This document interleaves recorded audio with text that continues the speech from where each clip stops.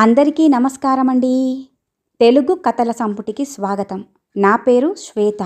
ఈరోజు మనం చెప్పుకోబోయే కథ 10 రోజులు కొడుకు కోడలితో ఆనందంగా గడుపుదామని వచ్చిన ఆ అత్తగారు 4 రోజుల్లోనే తట్టాబుట్ట సర్దుకొని ఎందుకు వెళ్ళిపోవాల్సి వచ్చింది, అక్కడ ఏం జరిగింది అనేది ఈ కథలో మనం చూద్దామండి.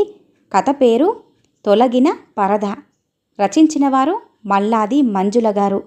కథలోనికి వెళ్లే ముందు మన ఛానల్ని మొదటిసారిగా చూస్తున్న వారైతే సబ్స్క్రైబ్ చేసుకోవడం మర్చిపోకండి. కథను పూర్తిగా విన్న తర్వాత లైక్ చేయడం, షేర్ చేయడం అస్సలు మర్చిపోవద్దండి. ఇంకెందుకండి ఆలస్యం, కథలోనికి వెళ్ళిపోదాం. గుర్తుందిగా, ఈరోజు మధ్యాహ్నం మా అత్త ఊరు నుంచి వస్తోంది. స్టేషన్కు 1 గంట కల్లా వెళ్ళి పిక్ చేసుకోవాలి అంటూ ఆఫీస్కు వెళ్లే హడావిడిలో పెదవులకు లిప్స్టిక్ వేసుకుంటూ అంది నిఖిల భర్తతో. అలాగే, కానీ టైంకి ముందుగానే నాకొక మెసేజ్ ఇవ్వు, పని హడావిడిలో మర్చిపోతానేమో అన్నాడు. అంతే హడావిడిగా అమిత్ కావలసినవి సర్దుకుంటూ. సరే అమిత్, నేనిక బయలుదేరుతున్నాను, రాత్రికి కలుద్దాం అంటూనే హ్యాండ్ బ్యాగ్ భుజానికి తగిలించుకుంటూ ఇంట్లో నుంచి బయటపడింది నిఖిల. అరరే, అత్త ఇంట్లో ఉన్న విషయమే మర్చిపోయాను, తొందరగా ఇంటికెళ్ళాలి అనుకుంటూ రాత్రి 7 గంటలు దాటిన తర్వాత గడియారం వంక చూస్తూ అనుకుంది నిఖిల. మధ్యాహ్నం అమిత్ తన మేనత్తని ఇంట్లో ఒంటరిగా వదిలి వచ్చిన విషయం అప్పుడే ఆమెకు గుర్తుకొచ్చింది. నిఖిల ఇంట్లో అడుగు పెట్టేసరికి 8 గంటలు దాటింది. అత్తా, ఏమనుకోకు, ఆఫీస్లో కాస్త ఆలస్యమైపోయింది, నిన్ను ఒక్కదాన్నే ఇంట్లో ఉంచాల్సొచ్చింది అంటూ మేనత్తనే చూస్తూ నొచ్చుకుంటూ ఆమె చేతులు పట్టుకొని ఆప్యాయంగా చెప్పింది నిఖిల. తనే మళ్ళీ అంది, మధ్యాహ్నం సరిగ్గా భోజనం చేశావా? నా వంట అంత గొప్పగా ఉండదు, కనీసం కాఫీ అయినా కలుపుకొని తాగావా నువ్వు? వంటింట్లో అన్నీ నీకు చూపించమని అమిత్కి చెప్పాను. ముందు నీకు తినటానికి ఏమైనా చేస్తానుండు. అవును, నీకు రాత్రిళ్ళు ఫలహారమేగా అంటూనే ఫ్రిడ్జ్ దగ్గరికి వెళ్ళిపోయింది నిఖిల. ఉండవే నీ హడావిడి బంగారంగాను, అబ్బాయి చూపించాడులే, కాఫీ కలుపుకొని తాగానులే గాని ఆఫీస్లో అలసిపోయొచ్చావు, నేను చేస్తాలే గాని కాసేపు నువ్వలా కూర్చో, ఏవి ఎక్కడ ఉన్నాయో చూపించు, అది చాలు అంటూ జాబిలమ్మ లేచింది. వద్దులే అత్తా, 65 ఏళ్ల వయసులో అంత దూరం ప్రయాణం చేసి రావటం మాటలా? నువ్వు విశ్రాంతి తీసుకో, నీ చేసుకుంటాలే అంది నిఖిల. భోజనం చేసిన తర్వాత ఇంతసేపు నిద్రపోయానులే, ఇదిగో నువ్వొచ్చేంత వరకు విశ్రాంతే, నువ్వలా కూర్చో, నేను చేస్తాగా అంటూ జాబిలమ్మ అలా అనటంతో ఏ మూలో ఎవరన్నా చేసి పెడితే బాగుండు, హాయిగా తినొచ్చు అన్న కోరిక మనసులో ఉండటంతో వెంటనే ఒప్పేసుకుంది నిఖిల. మేనత్తతో ఆ మాట ఈ మాట మాట్లాడుతూ ఫ్రెషప్ అయ్యే సమయానికి అమిత్ కూడా ఇంటికి వచ్చేశాడు. అలా ముగ్గురు మాట్లాడుకుంటూ 10 గంటలకల్లా తినటం కానిచ్చేశారు. వంటిల్లు సర్దుకొని వచ్చింది నిఖిల. టీవీలో సీరియల్ చూస్తాను అనటంతో మేనత్తకు కావలసిన ఛానల్ పెట్టి తను సెల్ ఫోన్ పట్టుకొని కూర్చుంది నిఖిల. అప్పటికే అమిత్ ల్యాప్టాప్తో బిజీ అయిపోయాడు. సీరియల్ మధ్యలో వాణిజ్య ప్రకటనలు రావటంతో చూపు మరల్చిన జాబిలమ్మకు నిఖిల, అమిత్ ఇద్దరూ కూడా ఎవరి మానాన వాళ్ళు వాట్సప్, ఇంటర్నెట్లలో ఎవరి లోకంలో వాళ్ళు బిజీగా ఉండటం గమనించింది. కొంచెం సేపటికి సీరియల్ అయిపోయాక టీవీ ఆఫ్ చేసి నిద్రపోవటానికి తనకిచ్చిన గదిలోకి వెళ్ళిపోయింది జాబిలమ్మ. రాత్రి 11 గంటలప్పుడు కూడా హాల్లో ఇంకా లైటు వెలుగుతూ ఉండటంతో జాబిలమ్మ బయటికి వచ్చి చూసింది. నిఖిల, అమిత్ చెరొక ల్యాప్టాప్ తీసుకుని అందులో చూసుకుంటూ తమలో తామే నవ్వుకోవడం కనిపించింది. ఇంకా పడుకోకపోతే రేపెలా ఆఫీస్కెళ్తారా అని అనాలని నోటి దాకా వచ్చినా అనటం సరికాదనిపించి మౌనంగా తిరిగి తన గదిలోకి వెళ్ళిపోయింది. జాబిలమ్మకు ఉదయాన పెందరాలే నిద్రలేచే అలవాటు. 6 గంటలకల్లా మెలకువ వచ్చేసింది ఆవిడకు. నిఖిల, అమిత్ గాఢ నిద్రలో ఉన్నట్టున్నారు. గది తలుపు వేసే ఉంది. వాకిట్లో ఉన్న పాల ప్యాకెట్ తెచ్చి కాఫీ కలుపుకొని తాగింది. స్నానం కానిచ్చి దేవుడి పూజ పూర్తి చేసేసరికి 8 గంటలైంది. అప్పటికి నిఖిల వాళ్ళ గది తలుపు మూసే ఉండటంతో ఏం చెయ్యాలో తోచలేదు జాబిలమ్మకు. ఇద్దరూ ఆఫీస్కి వెళ్ళిపోవాలి కదా, ఇంకా లేవకపోతే ఎలా అనుకుంది. ఇంతవరకు వంట మొదలే పెట్టలేదు. పని మనిషి ఎప్పుడొస్తుందో తెలియదు. పోనీ తనే ఏమన్నా చేద్దామంటే తనకి కొత్తే. ఆలోచనలతో మరో పావుగంట గడిచిపోయింది. నిఖిల అప్పుడే ఆవలించుకుంటూ నైట్ డ్రెస్సుతో గదిలో నుంచి బయటికి వస్తూ, పని మనిషి ఇంకా రాలేదా అత్తా అంటూ అడిగింది. నేను అదే చూస్తున్నా. చొరబడి ఏమన్నా చేద్దామంటే నాకు ఇల్లు కొత్తాయే అందావిడ. వస్తుందిలే, కంగారు పడకు అంది నిఖిల బ్రష్ మీద పేస్ట్ వేసుకుంటూ. బ్రష్ వేసుకోవటం అయిపోయేసరికి ఆమె కోసం కాఫీతో సిద్ధంగా ఉంది జాబిలమ్మ. కాఫీ తాగడం పూర్తయ్యాక అప్పటికీ ఇంకా పని మనిషి రాకపోవటంతో కంగారు మొదలైంది నిఖిలలో. జాబిలమ్మ వంట చేస్తుంటే ఆమెకు సాయం చేస్తూనే పని మనిషి కోసం మాటి మాటికి వాకిలి వైపు చూస్తోంది నిఖిల. వంట టిఫిన్ పూర్తి చేసేలోపే వచ్చింది పని మనిషి. పని మనిషిపై కేకలు వేస్తూనే స్నానానికి వెళ్ళిపోయింది నిఖిల. ఈలోగా అమిత్ కూడా నిద్రలేచి ఆఫీస్కి వెళ్ళటానికి ఆలస్యమైపోతుంది అన్నట్టుగా హడావిడి పడటం మొదలుపెట్టాడు. 10 గంటలకల్లా అమిత్, నిఖిల దాదాపు పరుగెడుతున్నట్టే ఆఫీసులకు వెళ్ళిపోయారు. జాబిలమ్మ మళ్ళీ ఇంట్లో ఒంటరిగా మిగిలిపోయింది. రాత్రి 8 కల్లా జాబిలమ్మ వేడిగా బజ్జీలు సిద్ధం చేసి ఉంచింది. నిఖిల ఇంటికి రావటంతోనే ఆకలిగా ఉందని గబగబా బజ్జీలు తినేసి మేనత్తతో మాట్లాడుతూ కూర్చుంది. అమిత్ వచ్చేసరికి 9 దాటింది. ఇక 10 అయితేనే గాని భోజనాలు పూర్తవలేదు. ముందు రోజులాగానే జాబిలమ్మ టీవీ చూసింది. అమిత్, నిఖిల ఒకరికొకరు మాట్లాడుకోకుండా ఎవరి మానాన వాళ్ళు తమ ఫోను, ల్యాప్టాప్లతో గడపటం సీరియల్ చూస్తున్నంతసేపు గమనిస్తూనే ఉంది జాబిలమ్మ. నిద్ర మధ్యలో ఒకసారి మెలకువ వచ్చి లేచి చూస్తే నిఖిల తన మానాన తను టీవీ చూస్తుంటే అమిత్ మాత్రం ల్యాప్టాప్ చూసుకుంటూ కనిపించాడు. మర్నాడు ఉదయం కూడా అమిత్ క్రితం రోజులాగానే ఆలస్యంగా లేవటం, హడావిడిగా ఆఫీస్కి పరుగులు తీయటం జాబిలమ్మ చూస్తూనే ఉంది. పని మనిషి మాత్రం ఆ రోజు ముందుగానే వచ్చింది. రాత్రి భోజనాలయ్యాక నిఖిల ల్యాప్టాప్ ముందుంచుకొని ఆన్లైన్లో తను కొనదలుచుకున్న వస్తువుల గురించి అమిత్ అభిప్రాయం అడిగి మరీ తెలుసుకుంటుంది. మధ్య మధ్యలో జాబిలమ్మకు కూడా వాటిని చూపిస్తూనే ఉంది. అమిత, నిఖిలల మధ్య సంభాషణ ఆన్లైన్ షాపింగ్తో ఆగిపోలేదు. ఇప్పుడు ఉంటున్న ఫ్లాట్కి లోన్ కట్టడం పూర్తయిపోయింది కాబట్టి ఇంకొక విల్లా తీసుకుందామన్నాడు అమిత్. ఇద్దరికీ లోన్ శాంక్షన్ అవుతుంది కాబట్టి ఒకరి పేరు మీద విల్లా, మరొకరి పేరు మీద ఖాళీ స్థలం తీసుకొని వీలు కుదిరినప్పుడే మరో చక్కని ఇల్లు కట్టుకోవచ్చని నిఖిల భర్తకు చెప్పుకొచ్చింది. ఇద్దరి పేరు మీద లోనుంటే ఆర్థికంగా కష్టమైపోతుంది కాబట్టి ప్రస్తుతానికి విల్లా ఒక్కటే చాలు అంటున్నాడు అమిత్. నాకు ఇయర్లీ ప్యాకేజ్ 10 లక్షలు వస్తుంది కదా, కాబట్టి భయపడాల్సిందేమీ లేదు అని నిఖిల అనటంతో ఇద్దరి మధ్య వాదన మొదలైంది. జాబిలమ్మ ఏం మాట్లాడకుండా నిద్ర ముంచుకురావటంతో అక్కడి నుంచి లేచి తన గదిలోకి వెళ్ళిపోయింది. రోజులాగే జాబిలమ్మకు మధ్యరాత్రి మెలకువ రావటంతో బయటికొచ్చి చూసింది. ఇంకా వాళ్ళిద్దరూ ల్యాప్టాపు, సెల్ ఫోన్లు చూసుకోవటంలోనే నిమగ్నమై ఉండడం చూసి మారు మాట్లాడకుండా వెళ్ళి పడుకుంది. మర్నాడు వీకెండ్ సెలవులు. శనివారం ఉదయం 9 అయినా నిఖిల, అమిత్ నిద్ర లేవలేదు. పని మనిషి వచ్చి వెళ్ళిపోయింది. జాబిలమ్మ స్నానం పూర్తి చేసుకుని పూజ కానిచ్చి నీరసంగా ఉన్నాగాని వాళ్ళిద్దరూ లేస్తారేమో, కలిసి అల్పాహారం చెయ్యొచ్చు అని ఎదురు చూస్తూ కూర్చుంది. మరికొంతసేపటికి గాని వాళ్ళు లేవలేదు. నిఖిల లేచిన వెంటనే అల్పాహారం కానిస్తే వంట మొదలు పెట్టుకోవచ్చు అని తొందర చేసింది జాబిలమ్మ. అత్తా, నీ స్పెషల్ ఐటెం కందా బచ్చలి కూర ఈరోజు చెయ్యత్తా.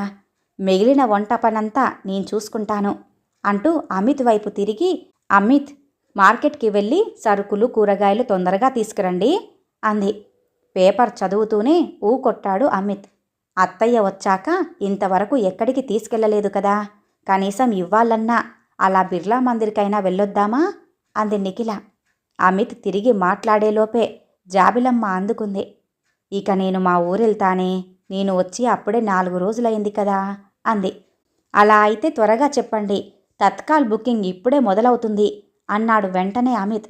అదేంటి అలా అంటావ్, 4 రోజులుండి వెళ్ళమనొచ్చుగా అంది వెంటనే నిఖిల. ఆహా, అలా అని కాదు, మొన్న అమ్మ వచ్చినప్పుడు టికెట్ దొరకడం చాలా కష్టమైపోయిందిగా, అందుకే అలా అన్నాను అన్నాడు అమిత్. పర్వాలేదులేవే, నేనేమీ అనుకోనులే. అయితే ఈ మధ్య మీ అత్తగారు వచ్చి వెళ్ళిందా? ఏం రావటమో ఏమో, 10 రోజులుంటానని వచ్చారు, గట్టిగా 4 రోజులు కూడా ఉండకుండా వెళ్ళిపోయారు. ముందుగా బుకింగ్ చేసుకున్న టికెట్టుని పట్టుబట్టి క్యాన్సిల్ చేయించుకొని మళ్ళీ టికెట్టు కొనిపించుకొని వెళ్ళింది అంది నిఖిల గునుపుగా. ఏంటి 10 రోజులు ఉందామని వచ్చి 4 రోజుల్లోనే తిరిగి వెళ్ళిపోయిందంటే అనుమానించాల్సింది నిన్నే. ఏమన్నావేంటి ఆవిడ్ని అంటూ అడిగింది జాబిలమ్మ పెదాల వెనక నవ్వు దాచుకుంటూ. అయ్యో అత్త, నా మీద అలాంటి నిందలు వెయ్యకు. నేనేమనలేదు. పైగా నెల రోజులన్నా ఇక్కడ ఉండకుండా అప్పుడే వెళ్ళటమేంటత్తయ్య గారు అన్నాను. మేనత్త మాటలకు నొచ్చుకుంటూ చెప్పింది నిఖిల. అవునండి, నిఖిల తప్పేం లేదు. మా అమ్మే ఇక్కడేం తోచట్లేదు అంటూ పెట్టె సర్దుకొని కూర్చుంది అంటూ భార్యను సమర్థిస్తూ అన్నాడు అమిత్. కోడల్ని ఏమీ అనదు. కన్న కొడుకే కాబట్టి ఏ ఆక్షేపణలు ఉండవు. అయినా 10 రోజులుండాలని వచ్చి ఆవిడ 4 రోజుల్లోనే ఎందుకు వెళ్ళిపోయిందో మీరిద్దరూ ఎప్పుడైనా ఆలోచించారా అంటూ ఇద్దరినీ మార్చి మార్చి చూస్తూ అడిగింది జాబిలమ్మ. ఆమె చెప్పందే మాకెలా తెలుస్తుంది? అయినా నా మీద కోపంతో ఆమెం వెళ్ళలేదు. పైగా ఆమె ఉంటేనే వేళకు మా పనులన్నీ పూర్తవుతాయి. కడుపు నిండా రుచికరమైన ఆహారం తినటంతో సహా అన్నీ చక్కగా సమయానికి అమర్చి పెడతారు అత్తయ్య గారు అంది నిఖిల తనదేమీ తప్పు లేదన్నట్టుగా. అవునండి, నిఖిల అమ్మనేమీ అనలేదు అన్నాడు భార్యకు ఒత్తాసుగా. వెళ్తూ వెళ్తూ ఆమె మీకు ఏమీ చెప్పలేదు. మీరేమో మీ పనుల్లో పడి ఏమీ ఆలోచించలేదు. అంతే కదా? అయితే నాకు తెలిసింది చెప్పమంటారా అంటూ వాళ్ళనే సూటిగా చూస్తూ అడిగింది జాబిలమ్మ. చెప్పమన్నట్టుగా తలూపారు అమిత్ నిఖిల. చెప్పిన తర్వాత నన్ను తప్పుగా అనుకోవద్దు. పెద్దదాన్ని కాబట్టి చెబితే బాగుంటుంది అనిపించింది అంటూ ప్రారంభించింది. చిన్నతనంలో పెద్దవాళ్ళు కథలు చెబుతూ ఉంటే వినటానికి రెడీగా ఉన్నట్లుగా ఆమె ఎదురుగా కూర్చున్నారు ఆ ఇద్దరూ కూడా. చూడండి, మీరింకా చిన్నపిల్లలేం కాదు. ఒకళ్ళు చేసి పెడితే తింటానికి, తర్వాతి తరానికి మీరే పనులు చేసి పెడుతూ ఉండవలసిన వయస్సు మీది అంటూ జాబిలమ్మ ఉపోద్ఘాతం సరిగ్గా అర్థం కానట్లుగా ముఖం పెట్టారు ఇద్దరు. అదేనర్రా, మీ పిల్లలకు పనులు చేయాల్సిన వయసు మీది. కానీ పిల్లల ఊసే ఎత్తరు. నేను వచ్చిన రోజు నుండి మిమ్మల్ని గమనిస్తూనే ఉన్నాను కదా. ఎంతసేపటికి ఏదో తిన్నామనిపించడం, ఆఫీసులకు వెళ్ళిపోవటం, మళ్ళీ రావటం, వచ్చిన దగ్గర నుండి మళ్ళీ ఆ టీవీలోనో సెల్ఫోన్లోనో లేకపోతే అదే ఆ ల్యాప్టాప్ పట్టుకొని కూర్చోవటం. ఇక సెలవు రోజుల్లో సినిమాలకో షికార్లకో. మీ సరదాలు మీవే తప్ప ఎప్పుడన్నా ఏమన్నా ఇద్దరూ కలిసి మాట్లాడుకున్నారా? మాట్లాడుకుంటే అవి కూడా డబ్బుల లెక్కలే. సొంత అపార్ట్మెంట్లో ఉంటూనే మరో సొంత స్థలమో విల్లానో లేకపోతే ధైర్యం చేసి 2 కొనేయాలని ప్రణాళికలు వేసుకోవటమో. కష్టపడి సంపాదించుకుంటున్నారు, కాదనట్లేదు. చిన్న వయసులోనే ఆర్థిక స్తోమత పెంచుకోవటం తప్పు అని ఎవ్వరూ అనరు. మీ కష్టాన్ని మెచ్చుకొని తీరాల్సిందే. మేమంతా కోరుకునేది కూడా అదే. కానీ అదే పరుగులాటలో మిమ్మల్ని మీరే మర్చిపోతూ మీ పెద్దవాళ్ళ ఆశలను మరచిపోతున్నారు అంటూ 2 నిమిషాలు చెప్పడం ఆపేసింది జాబిలమ్మ. తన మాటలు వాళ్ళ బుర్రలకు ఎక్కుతున్నాయా లేవా అన్నట్టుగా చూసింది. జాబిలమ్మ మాటల్ని వాళ్ళిద్దరూ శ్రద్ధగానే వింటున్నట్టుగా అనిపించడంతో మళ్ళీ చెప్పడం మొదలెట్టింది. ఈసారి ఇంకాస్త స్వరం పెంచి, అదే, ఎన్ని ఇల్లు కట్టినా ఆ ఇంట్లో ఆడి పాడే పిల్లలేరి. వాళ్ళు ఉంటేనే కదా ఇంటికి అందం, ఇంట్లో ఆనందం. పిల్లల ఊసే ఎత్తరు మీరు. 10 రోజులు ఉండాలని వచ్చిన అత్తగారు 4 రోజుల్లోనే ఎందుకు వెళ్ళిపోయిందో మీకు అర్థం కాలేదా? వాళ్ళకి ఇక్కడ ఏం తోస్తుందని ఉంటారు చెప్పండి? పొద్దస్తమానం మీకు కావలసినవి చేసిపెట్టి మీ ఇంటికి కుక్క కాపలాకా వచ్చేది. వాళ్ళకి వాళ్ళ కొడుకు ఎన్ని ఆస్తులు కూడబెట్టాడు అనే దానికన్నా కొడుకు రక్తం పంచుకు పుట్టిన వారసుల్ని చూస్తేనే ఎక్కువ ఆనందపడతారు. అదే నిజమైన సంపదగా భావిస్తారు. అంతేకాని మీకు సంపద ఎంత ఉన్నా అందులో నుంచి మీ పైసా ఒక్కటి కూడా ఆశించరు. నేను చెప్పింది మీకు సరిగ్గానే అర్థమైందనుకుంటా అంటున్న ఆమె మాటలకు ఇద్దరూ కన్నార్పకుండా ఆమెనే చూస్తున్నారు. మీరా పొద్దున పోయి రాత్రికొస్తారు.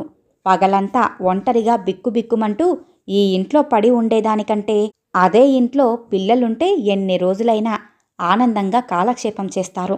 అయినా నిఖిల, ఇప్పుడు నీ వయసెంతే? నాకు తెలిసినంతవరకు నీకు 30 దాటాయి. ఇంకా నీకు పిల్లల గురించి ఆలోచనే లేదు. ఇప్పటికైనా ఆ విషయం మీద దృష్టి పెట్టకపోతే ఎలా? ఎంతసేపు ఆస్తులు రెట్టింపు చేసుకోవటం మీదేనా మీ ఆలోచనలన్నీ? మీ తల్లిదండ్రులకు మీరు సరైన వయసులో పుట్టారు కాబట్టే వాళ్ళు మీ అవసరాలన్నీ చూడటానికి సిద్ధంగా ఉన్నారు. అయినా నీకు అమ్మే ఉంటే ఇలా చెప్పాల్సిన అవసరం నాకు వచ్చేదే కాదు. అలాంటివన్నీ ఆమె చూసుకునేది అంటూ నిఖిల వంకే చూస్తూ ఆమె చేతిలో చెయ్యి వేసింది అనునయంగా జాబిలమ్మ. మాకు పిల్లలు లేరని మా అత్తగారు ఎప్పుడూ ఏమీ అనలేదత్తా అంటూ ఆగింది నిఖిల. ఏమంటుందే? ఈ రోజుల్లో కోడళ్లతో ఏం మాట్లాడాలన్నా 100 సార్లు ఆలోచించుకోవాల్సొస్తుంది అత్తలకు. ఒకటి మాట్లాడితే తక్కువ, 2 మాట్లాడితే ఎక్కువ.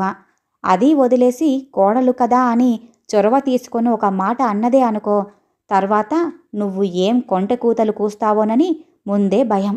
అందుకే నోరు కట్టేసుకుంటున్నారు.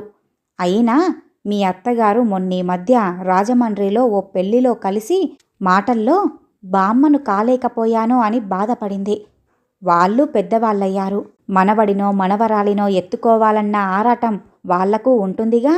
అయినా ఈ రోజుల్లో మీ వయసు వాళ్ళంతా కూడా సంపాదనే ధ్యేయంగా డబ్బు వెంటే పరుగులు పెడుతూ ఆనక డాక్టర్ల చుట్టూ తిరుగుతున్నారు. చేతులు కాలిన తర్వాత ఆకులు పట్టుకున్న చందన్లా ఏం పిల్లలో ఏం కాలమో అంటూ ఒక్క నిట్టూర్పు విడిచింది జాబిలమ్మ. కొద్ది నిమిషాల పాటు ముగ్గురి నడుమ నిశ్శబ్దం.